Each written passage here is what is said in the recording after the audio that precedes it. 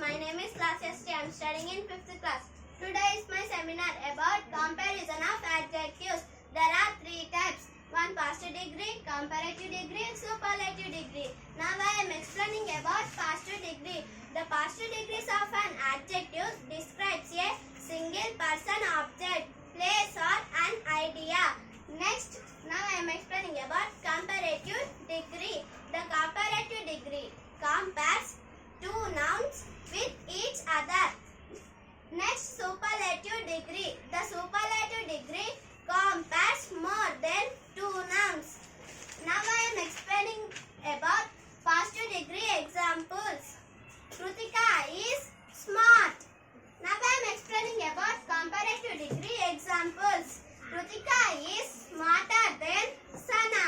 Now I am explaining about superlative degree examples. Krutika is smartest of all children. Now I am saying another examples of degrees. Past degree. Dhawan is tall. Now I am explaining about comparative degree. Another examples. Dhawan is taller than Siddharth. Now I am explaining about superlative degree. Another example. Dhawan is tallest of all children. Thank you.